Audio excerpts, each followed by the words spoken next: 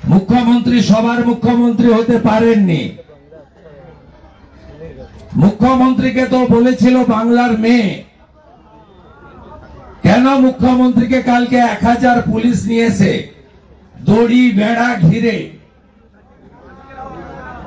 বক্তব্য রাখতে হয়েছে আর আপনাদের ধমকাতে হয়েছে? কেন ধমকাবেন? মুখ্যমন্ত্রী তো সবার, লিডার অফ অপোজিশনকে তো বেড়া দিতে হয়নি। এখানে হিন্দু আছে, মুসলমানও আছে, বিজেপিও আছে, সিপিএমও আছে, টিএমসিও আছে। আমাকে তো কেউ বলেনি যে আপনি রাজনীতি করতে এসেছেন। আমাদের মুখ্যমন্ত্রীর উপরে মানুষের আস্থা উঠে গেছে, কারণ তিনি সকলের মুখ্যমন্ত্রী হতে পারেননি। তিনি ববি হাকিম, কালিম গ্রুপ, রিলায়েন্স, সুজিত বসুর মুখ্যমন্ত্রী। তিনি গরিব ব্যবসায়ীদের মুখ্যমন্ত্রী হতে পারেননি। আমি আপনাদেরকে বলে যাচ্ছি, জমি রক্ষার আন্দোলনে আমি ডক্টরেট। আপনি সিঙ্গুরে বসেছিলেন, বুদ্ধবাবু চুলের মুঠি ধরে সেকেন্ড ব্রিজে নামিয়ে দিয়ে চলে গেছিল, আর আমি নন্দীগ্রামে লড়েছিলাম। সিপিএম কে হার স্বীকার করতে হয়েছে।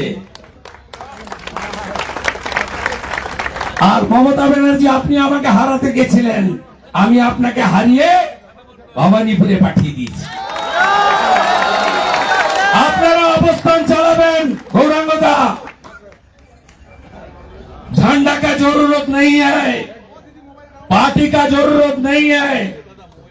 अर्जुन सिंह जी जो बता दिया, मेरा साथ मेरा एमएलए कॉलीग डॉक्टर पोद्दार, विमान घोष, अमर सखा, सुशांत घोष से लेकर बहुत सारा एमएलए है, राकेश भाई, अनुपम जी सब है, शंकु भाई है।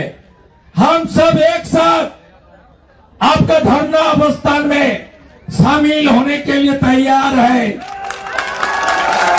আমি সরকারের কাছে 1 নম্বর দাবি করব, আগুন নেভাতে পারেননি, এখন পুলিশ আর দমকলকে বলছেন ঘরগুলো ভেঙে দাও। ভাঙতে দেবেন? হ্যাঁ কি না? দেবেন না তো? লড়াই হবে। প্ল্যানিংটা আপনি জানেন, মুখ্যমন্ত্রী জেনে গেলেন। রাত্রি 1টায় আগুন, 4টায় দমকল। মুখ্যমন্ত্রী কাল এসে প্রথম বললেন আপনাদের জন্য তো জায়গা ঠিক করা হয়েছে, চলে যান, চলে যান। আরে গোটা এলাকা বেচে দিয়েছেন, আলিপুর সেন্ট্রাল জেল বেচে দিয়েছে, চিড়িয়াখানা বেচে দিয়েছে, বাকি আছে আপনাদের এই এলাকা। অলরেডি মাল নেওয়া হয়ে গেছে। টিএমসি মানে এখন তৃণমূল কংগ্রেস নয়, মা মাটি মানুষ নয়, টাকা মারা কোম্পানি।